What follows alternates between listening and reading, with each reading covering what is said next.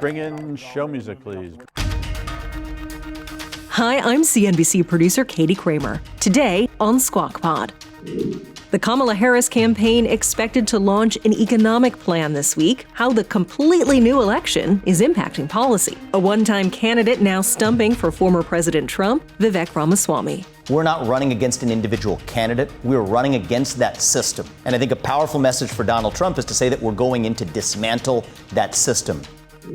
The cable business falling apart? Say it ain't so. Streamers knocking down profits. But there are still millions who pay for TV. Puck columnist Matt Belloni. This is not television, and they know it.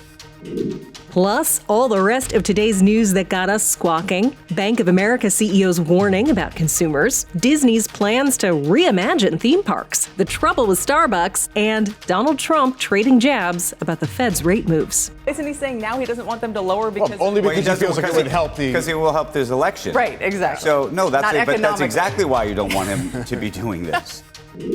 It's Monday, August 12th, 2024. Squawk Pod begins right now. Stand Andrew by in 3, 2, 1. Cue Andrew. Good morning and welcome to Squawk Box right here on CNBC. We are live at the NASDAQ market site in Times Square. I'm Andrew Ross, working along with Kelly Evans and Mike Santoli this morning. Joe and Becky are off. Welcome to the circus. Good morning. We've got a lot to do this morning. Bank of America CEO Brian Moynihan is urging the Federal Reserve to cut interest rates to ease pressure on American consumers. Here's what he said yesterday on CBS's Face the Nation. They've told people rates probably aren't going to go up, but if they don't start taking them down relatively soon, you could dispirit the American consumer. Once the American consumer really starts going very negative, then it's hard to get them back. Moynihan said he would advise the Fed to be more careful of the downside risk of not starting to move down rates, which obviously, Kelly, just kind of captures the mood, I think, of what most people have now concluded, that the direction of risk is to the downside in the economy as opposed to inflation. Did you read anything else? I didn't see the rest of the interview. Was there anything else that... I think that was kind sign of the times? You know, the consumer otherwise is okay for the moment if you do a snapshot this moment in time. He's been relatively bullish, though, on the consumer for a very, very long time. So actually, even to say this, if you're just reading tea leaves, is actually something. Right? Interestingly enough, Jamie Dimon was also very bullish. Did you... I maybe I'm putting it too strongly, but compared with economic storm is coming and all of that of the past couple of years, was it middle of last week we heard from him, and it was much more. So I'm not saying it's a different measured, tone, but measured tone. I think people overreact a little bit to the daily fluctuation of the market, and sometimes it's for good reason, sometimes it's virtually no reason. And you saw this one; it came way down, it went way back up, and but people are projecting, and when they project forward, it affects the markets. We don't know if there's going to be a soft landing, a hard landing, and all the things in between. Right, he's actually always the one who's more cautious. Yeah. I think temperamentally, he's just in risk management mode all the time. And Which you'd hope a banker would be. You would, and also J.P. Morgan, as its brand essentially on Wall Street, is we're the careful ones. We're going to be here once the bad stuff happens. Fortress balance sheet. And therefore, Like and the market rewards him message. for it. He has the highest valuation of all Street. So why would you look for risk and do things differently? It is weird that they almost get a risk, a nervousness premium, Totally. right? Like many other businesses, you think there'd almost be a nervousness discount. Like Apple. Yeah. Oh, every time they're cautious on earnings, it takes the stock down. J.P. Morgan, it almost gets. Well, they have too much cash. Right. They have to do something with it. Yeah. Over the weekend, Vice President Kamala Harris said she disagreed with former President Trump's suggestion that U.S. presidents should have a say in the Federal Reserve's interest rate decisions. Here's what Trump said on Thursday at a news conference at Mar-a-Lago. I feel a president should have at least say in there. Yeah, I feel that strongly. I think that in my case, I made a lot of money. I was very successful, and I think I have a better instinct than, in many cases, people that would be on the Federal Reserve or the chairman. Vice President Harris responded Saturday saying she couldn't disagree more strongly. The Fed is an independent entity, and as president, I would never interfere in the decisions that the Fed makes. Harris also told reporters she's preparing to unveil an official economic policy platform in the coming days that would evidently include a push to end taxes on tipped income for service industry workers, which, again, was former President Trump's original suggestion. Speaking at a rally in Vegas on Saturday, Harris matched that similar pledge from Trump back in June. It is my promise to everyone here, when I am president, we will continue our fight for working families of America.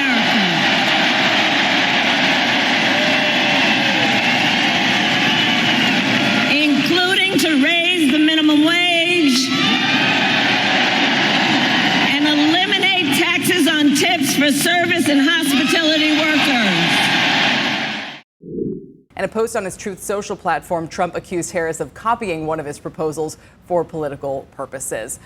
Just quickly on the Fed thing, I mean, this is not new to any of us who followed Trump and the presidency back when.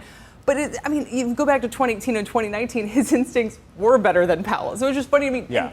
We all know no one wants the Fed politicized at all, but separately the question, so maybe someone should make him a governor. Well, has his instincts ever been higher rates, though? That's the other question. But isn't it now? Isn't he saying now he doesn't want them to lower because... Well, only because he feels like it would help the... Because it will help his election. Right, exactly. So, no, but that's exactly why you don't want him to be doing this. Not that no one wants him to be doing this. What I'm saying is, does he have some... Is there some point that maybe his instincts were better than Powell's in 2018, 2019? Okay, that's not the question of whether a president should interfere with the Fed's independence. Of course not. Of course not. Of course. I'm going with Mike. I think his instinct is always lower. Yeah. Well, it's actually always fascinating. lower unless it's politically not valuable. It's genuinely fascinating. I've mentioned this a couple of times to listen to what Donald Trump says about inflation, because in his view, as a business person, interest was his biggest cost. Right. So he thinks of interest being high as inflation. Which maybe it is. For him, Maybe well, for yeah, him but he's not saying it's but he's because not- of the right. wealthy getting No, that's income interesting. payments. Disney is unveiling new plans for its theme parks and cruise business at the D23 Expo Saturday night. The company said last September they're planning to spend $60 billion on capital investments, but didn't provide the details at the time. They now say they're planning two major expansions at the Magic Kingdom Park, including a villains themed land and a frontier land inspired by the Cars franchise. At Animal Kingdom, Disney plans to redo a section currently focused on dinosaurs. It'll be redesigned as a tropical America's land to feature rides themed after the Indiana Jones franchise and Disney's hit film Encanto. They're also building a Monsters Inc. themed land at Hollywood Studios and adding a handful of rides at the California Adventure Park focused on the Marvel Cinematic Universe. The cruise business is also adding 4 new ships. It just showed the stock still around 89 or so.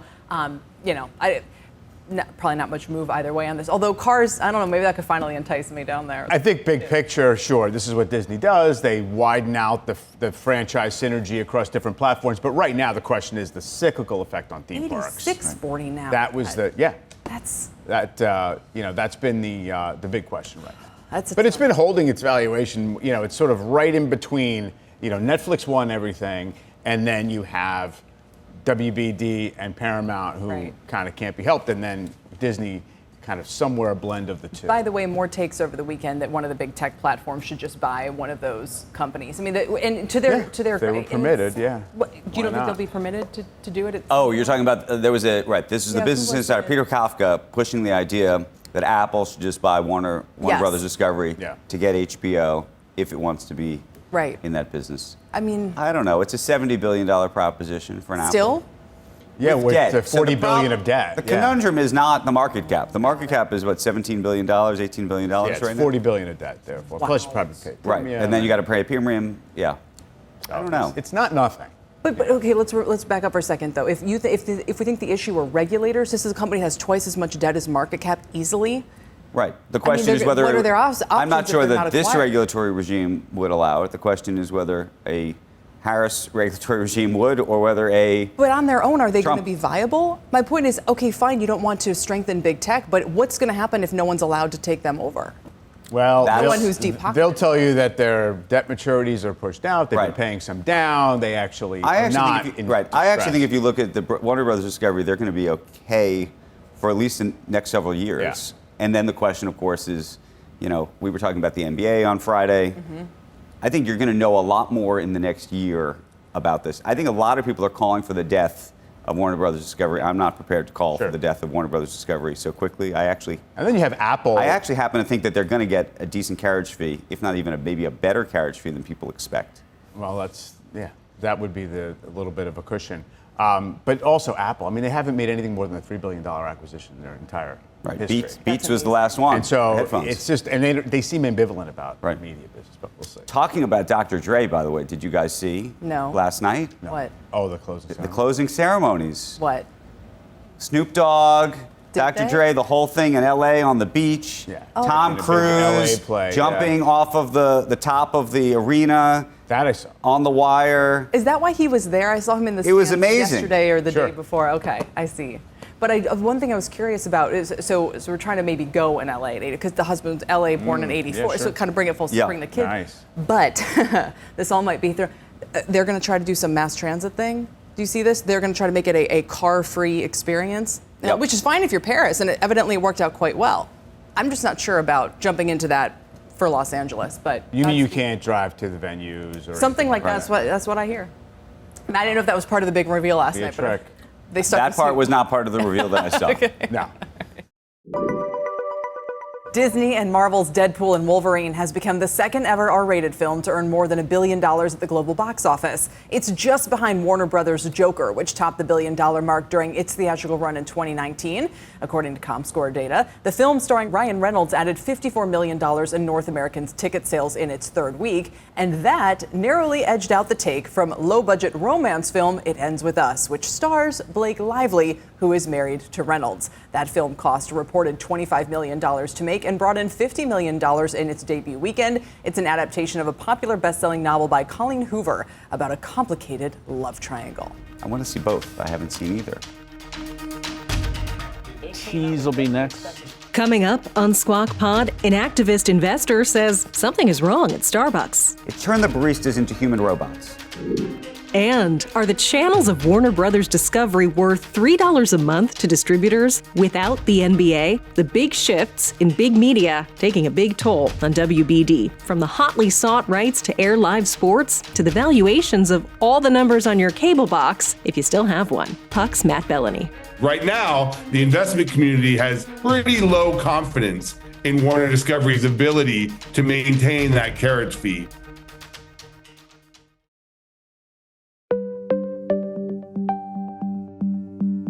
This is Squawk Pod from CNBC. Today, Andrew Ross Sorkin is joined by Kelly Evans and Michael Santoli. Here's Mike.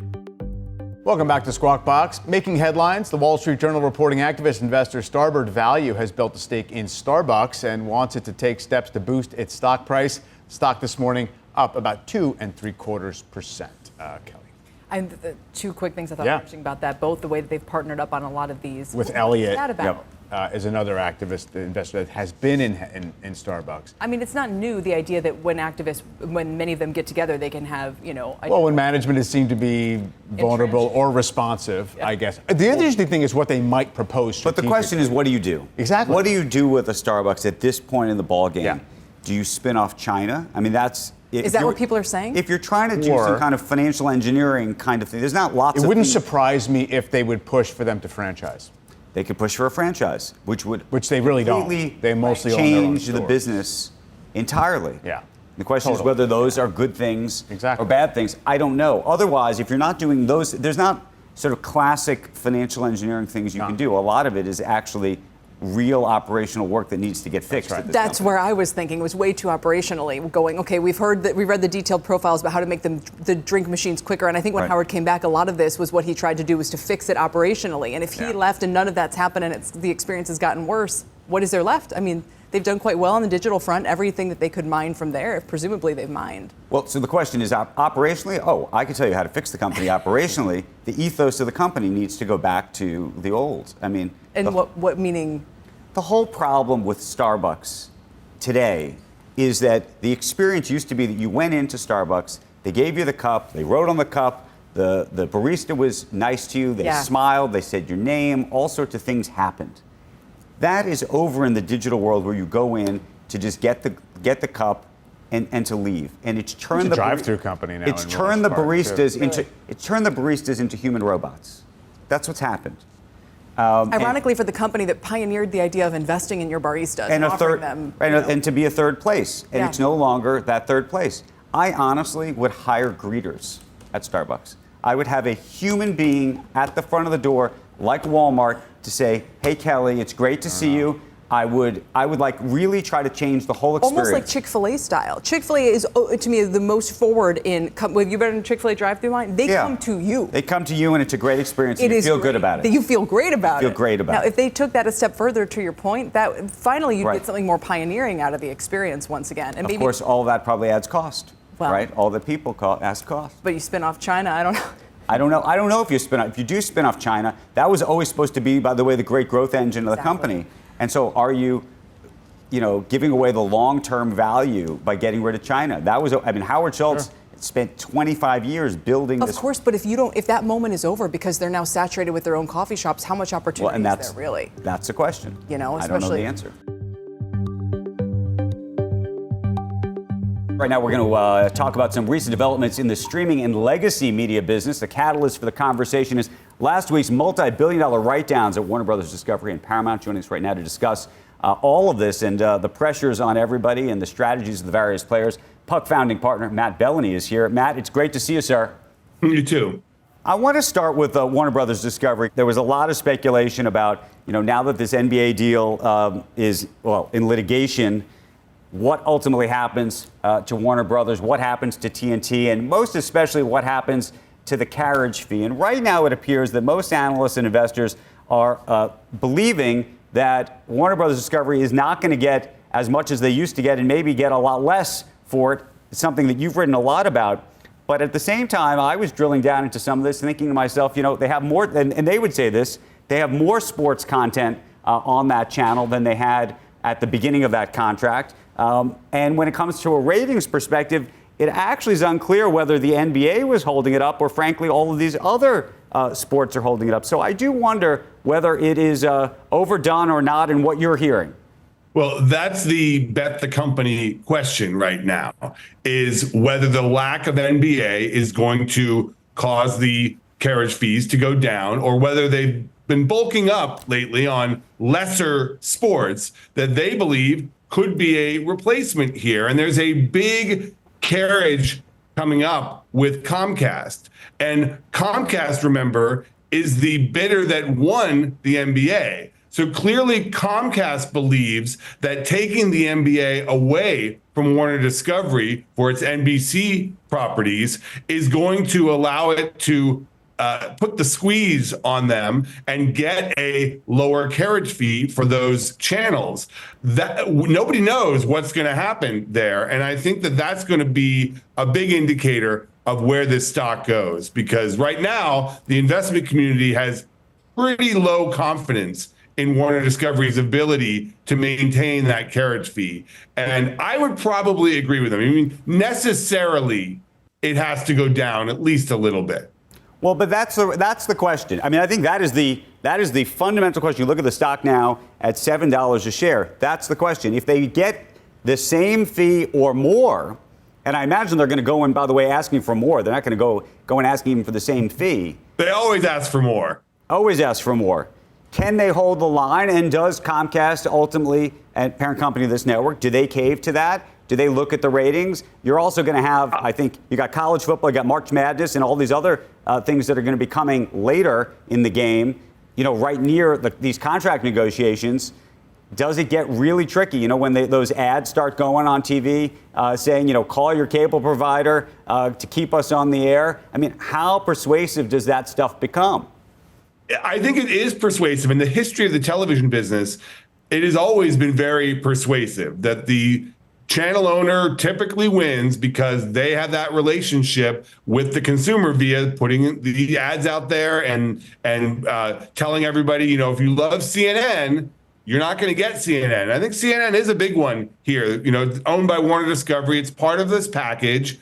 And they could say, what happens if another, major news event happens? You want to at least have CNN.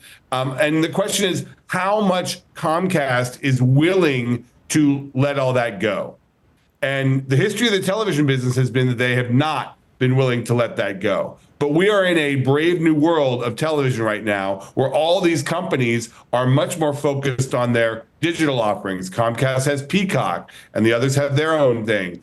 And maybe they're willing to say, listen, guys, we're not going to give you $3 for a channel that does not have premium sports. You might have March Madness, you might have college football. That's replaceable. You don't have this NBA content that people love. So why should we pay you $3 when something like USA gets 50 cents or 75 cents? There's got to be a come down there. And the entirety of this company is based on that $3 price. If it comes down to $2, comes down to $1.50, that is disastrous for that company. Let me ask you a separate question. You probably saw Peter Kafka over at Business Insider over the weekend making an argument, if you will, in a piece suggesting that Apple should buy Warner Brothers Discovery. I'm not sure if regulators under a Trump or Harris administration would allow it. But the bigger question I'd ask you is whether you think that's something that Apple would want to do. Everybody floats. Apple should buy this. Apple should buy that. I mean, this has been happening for 6-7 years in entertainment since they launched their streaming service. They've never shown any interest in any of these major acquisitions. Yes, they bought Beats for $3 billion or whatever it was. That has proven to be an outlier. And over, Apple has said, we are building our entertainment assets on our own. Would they benefit from HBO? Absolutely. They expressed interest in HBO in the mid-2000s, but they only wanted HBO. They didn't want any of the television networks along with it. Those TV networks still exist, by the way, and would come along with HBO if they were to buy that. I still think it's wishful thinking to think that Apple's going to come in here and be a white knight if the government would even let them do it. Right.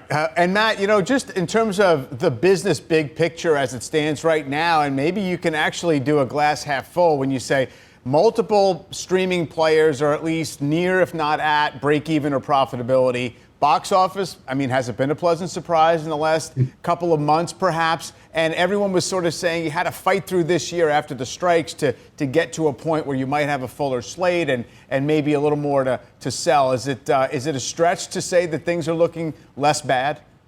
I don't think that's a stretch. I think things are looking less bad. But when you talk about streaming, getting to profitability does not mean that these streaming businesses are replacing the TV cable bundle. The chasm there between the money that these streaming services are making and the money that is dwindling in the television business is just not even close, unless you're Netflix, of course. Netflix has figured out streaming and is generating billions of dollars in profit. The others, yay, they got to streaming, some of them earlier than expected, but this is not television, and they know it. Matt, here's the different question, though, which is you're looking at some of these streaming networks effectively say they're either profitable or on the verge of being profitable. Part of that has been a huge cut in terms of how much they're spending on content, and there's been a lot less content, new content that is, on some of these services, and whether that is a long-term sustainable proposition to continue to either grow new subscribers or, frankly, to avoid churn and prevent them from leaving. It's a big problem. And the solution for these streaming services so far has been, A, to raise price. All of them have raised their price over the past 2 years. B, cut the amount of content and fire people, which has led to fewer shows, less content. And they're looking to see what the happy medium is. They think that if they can get to profitability and generate some money off the services, maybe then they can invest a little more in the content. But the Netflix secret sauce here has been a fire hose of content. Something new all the time. And that is extremely expensive. So the answer, they hope, the streaming services right now hope that these bundles will also prevent churn. Disney has had some success, and they've changed their pricing to really push people into the Disney bundle with Hulu and Disney Plus and ESPN Plus, because the numbers have shown that that is lessening churn, and they've had some pricing power there. The others, it's unclear whether these bundles are helping, but ultimately they know from the cable business that the bundle is very helpful. All right. Matt Belloni, we always appreciate it. We always enjoy your newsletter. Thanks so much for joining us this morning. Thank you. Next on Squawk Pod, Vice President Kamala Harris slams former President Trump's suggestion that the Oval Office should influence Federal Reserve decisions. Trump campaign surrogate Vivek Ramaswamy gives us his perspective. The idea that the U.S. president hasn't used the bully pulpit to influence the Federal Reserve, we all know, is a bit of a myth. So it's only a question of, do you want to do it through the front door or the back door? Welcome back to Squawk Pod. Up and Andrew, Q. You're watching Squawk Box on CNBC. I'm Andrew Ross Sorkin, along with Kelly Evans and Mike Santoli. Joe and Becky are off today, but the circus continues here on Squawk Box. Democratic presidential nominee Kamala Harris saying she is preparing to unveil an official economic policy platform in the coming days. Over the weekend, she said she disagreed strongly with the former President Trump's suggestion that presidents should have a say in Federal Reserve rate decisions. Joining us right now to talk about so many different issues, the potential of Harris's economy versus a second chapter of Trump's economy. Former Republican presidential candidate Vivek Ramaswamy is here, co-founder of Strive Asset Management, author of Woke Inc. and the forthcoming book, Truths, The Future of America First, is a surrogate for the Trump campaign. Good morning. Good to see you. It's nice to see you. So we're all waiting to hear what the Harris economy is supposed to look like. We don't know yet. I imagine we're going to hear more about that in the coming days, if not maybe at the convention itself. But I'm curious what you thought of both the president's view of the Federal Reserve rate issue in terms of his influence on that, and then her critique of that over the weekend. Yeah, sure. On the Federal Reserve issue, just briefly, the idea that the U.S. president hasn't used the bully pulpit to influence the Federal Reserve, we all know, is a bit of a myth. So it's only a question of, do you want to do it through the front door or the back door? My view on the Federal Reserve, and I do think this is a strong message for Republicans, is the Fed needs to be more constrained in its scope to focus on dollar stability. But I want to go back to Kamala Harris's economic policies. The idea that we don't know what her economic vision is, I think, is actually a little bit off the mark in the sense that we do know what she stood for in the U.S. Senate and as vice president, as a former presidential candidate. So I do think we have a lot to go on there. Here's the question, though. If she pivots, right? And that's what we keep hearing is she's going to pivot. You're going to see this sort of maybe turn to the center. Maybe, by the way, we're totally wrong, and it's like a complete lefty thing. Yeah. I don't think that's going to be the case. But then I imagine if she does that, then I imagine you're going to say, as others will, and we talked to Kevin McCarthy, that then she's a flip-flopper. And so what are we supposed to either believe or care about? Well, let's look at the whispers that you're hearing now. Now, supposedly, she's opposed to a ban on fracking. That's about as ridiculous as saying that Donald Trump is opposed to a border wall. Okay, the idea that this is a person who said, it was her words, not mine, that she is absolutely in favor of ending fracking. So much so that as AG in the state of California, she actually sued the Obama administration for granting fracking permits. So you talk about ending fracking. Let's talk about the unrealized tax, the tax on unrealized capital gains. This is a formula for a stock market crash, and I think a second Great Depression. But what I'm saying is, if she goes, these are specific policies. But if she goes the other way, are we supposed to believe her? Are we not? At the same time, by the way, that people look at some of the comments that J.D. Vance made, by the way, about former President Trump, calling him America's Hitler and all sorts of things, said how much he hated him. And now, of course, is his vice president saying that he's changed his mind and he's grown and he's learned. Is it possible that she might? So, look, I think that we'd have to evaluate what she says on the merits and how substantive her alternative proposals are. But I give the presumption of weight to what she's actually supported, what she's done. It's one thing to say someone has said this in the past, they do this today. Let's look at what she's actually done. She didn't just support the Green New Deal, Andrew. She actually co-sponsored legislation to advance it, so much so that she said she would favor ending the filibuster in the Senate to ram that through. What's in that Green New Deal? Replacing aviation travel with rail travel. Net zero by as early as 2030. In that bill, as well as others, she co-sponsored legislation with Bernie Sanders for nationalizing the U.S. healthcare system. So I think actions speak louder than words. All of that regardless said, of her words, I'll look to her actions. Fair enough, but I think a lot of us, or a lot of voters, sense that was then, this is now, and there's a pragmatism, which brings me to the point on crypto that I think is kind of interesting. Pragmatically speaking, you'd think, why not be for it, right? This is so, and you look at what Gary Gensler is doing, going after the industry kind of time and again, and there are those who argue, who think if you're a single voter on crypto, that this could lose her the election if she doesn't come out and embrace it. Look, Trump was all for the not taxing tips, now she's all for. Do you think she will ultimately embrace crypto as an industry? I predict her verbiage will. And I do think that part of the reason why is you see Trump's speech at the Bitcoin conference. It's just a matter of competing for votes that she's going to adopt a thoughtful position. Now, speaking as an American, not from a partisan perspective, I think that's a good thing. I think we should want great debate in the marketplace of ideas. Even if she offers a thoughtful digital assets framework or policy, even if I don't agree with all of it, I think that'll be a good thing for the country. But what I challenge Kamala Harris to do is not just cite the pieties in the words.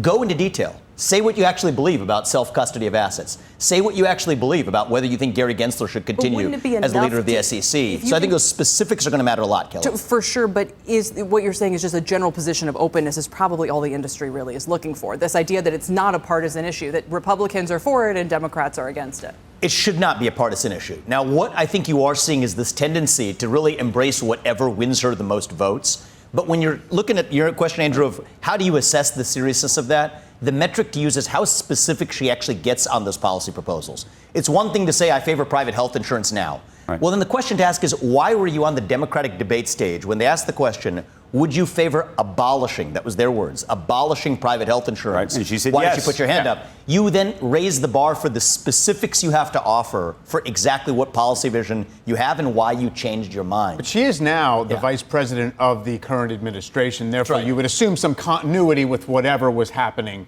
currently. And I think the other piece of it is whatever positions in an ideal world she may have had at one point, we have this practical matter of what could actually possibly happen. What's genuinely in play, given what Congress is likely to look at, like next year, in terms of where the tax swing policy is. Yeah, tax policy is actually the big one, Andrew. I agree with you totally. And the one I'm really worried about, and this is a group that will appreciate this well, is that tax on unrealized capital gains.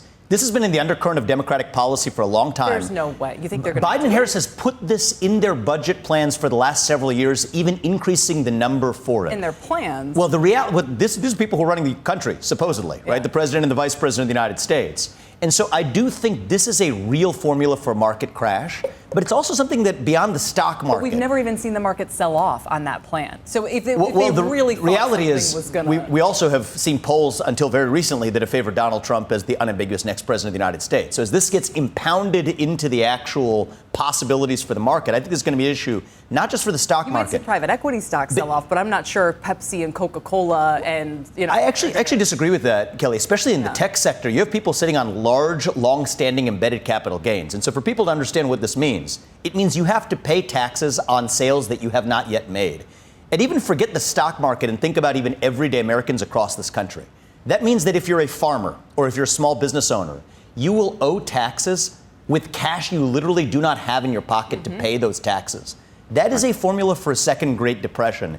And it is something that's been in the bloodstream of Democratic policy for a long time. Go back to Elizabeth Warren and Bernie Sanders' plans of a wealth tax, even in the 2020 primary. I think this idea is here to stay for the Democrats. That's a big one. I think Tim Walz's selection as vice president says a lot. That's the first real presidential style decision we've seen Kamala Harris have to make. She went with somebody who at the state level has favored increasing taxes on capital gains. In that case, it was unrealized, but they have talked about unrealized gains and taxing them. And I do worry about that, what that means, not just for the stock market, but for everyday Americans across the country. The stock market, if there's not 60 votes for that in the Senate, the stock market doesn't have to price it. Yes, 60 votes, or if you agree. I respectfully disagree with one aspect of that, because Kamala Harris has been the chief proponent of ending the filibuster to ram through her policy objectives. Yeah. And so if she's the president of the United States, and in my view, God forbid, a Democratic Senate to aid her, that could be 51 votes. And could you get to 51 votes on a major change in tax policy like that? I think the answer is absolutely yes. I think that's conceivable. And so for a lot of business leaders across the country, one of the questions they might want to ask is which is going to be the administration that's more friendly to business? Well, we don't know where she stands on tariffs. We don't know where she stands on a lot of other questions. But on tax policy alone, the idea of not just raising tax rates, but raising tax rates and applying taxes on unrealized income, that is a catastrophe of epic proportion. What do you make of the? Did you see the FT over the weekend with this story we were talking about earlier this morning that suggested that the American public trusts her more than Trump on the economy? Only by a point. Yeah. So let's not overstate over the case, but nonetheless, it's a real shift from what we would have seen even 2 weeks ago. So this is one of those areas, Andrew, where when I saw the headline, it caught my attention as well. One of the things I've learned is when you see a headline, go down into the details a little bit. That was what the headline said. When I read the actual poll, you said 1.1 direction. It was 9 points in the other direction for Donald Trump when they asked the specific question of which president do you think will actually determine better for your personal finances? Your personal finances would fare better under Trump or Kamala Harris. It was a 9-point advantage for Donald Trump. So I think that, with due respect to the FT, was a little bit of a misleading headline relative to what their own poll actually stated. But regardless, the question is, many voters have not had exposure to what Kamala Harris's policies actually are.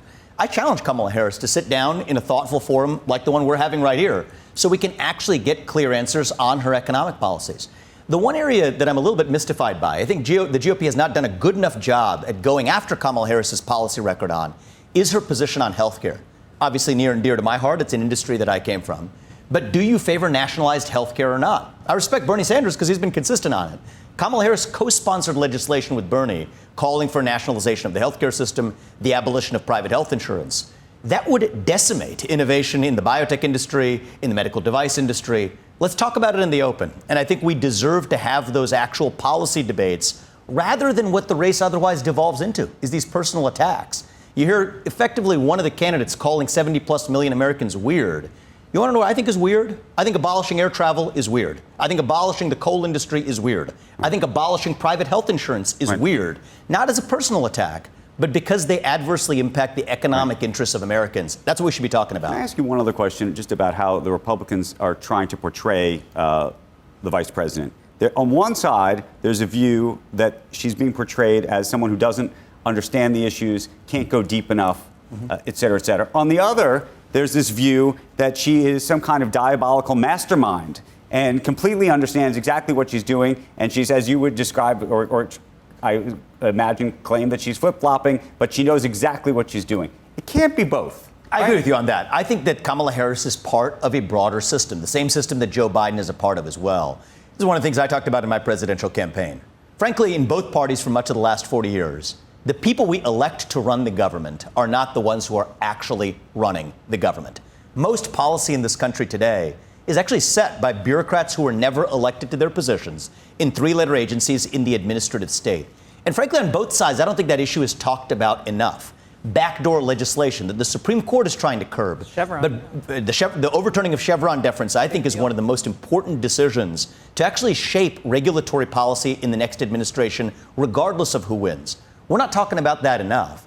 If you want to talk about the number one piece of economic stimulus that the next president could effect, I think Trump's more likely to do it than Kamala Harris, but I would favor either one doing it, is actually taming a lot of those regulations that have impinged private industry that were never actually passed through Congress. So I'm in the camp, Andrew, of believing that she is just another cog in a wheel. We're not running against an individual candidate. We're running against that system. And I think a powerful message for Donald Trump is to say that we're going in to dismantle that system. That's really what Draining the Swamp was about the first time around. It worked for him in 2016, and I think that's a powerful message that we could leverage even more heading into 2024. Vivek, I want to thank you. Good to see you. Good to see you guys. Thank you. Appreciate you being here. Thank you. And that's Squawk Pod for today. It is great to be back with you on the podcast. Thank you for listening. Squawk Box is hosted by Joe Kernan, Becky Quick, and Andrew Ross Sorkin. Thanks to Mike and Kelly for sitting in today. You can tune in on TV weekday mornings on CNBC at 6 Eastern and get the best of our morning show right into your ears when you follow Squawk Pod, wherever you listen to podcasts. We'll meet you right back here tomorrow. We are clear. Thanks, guys.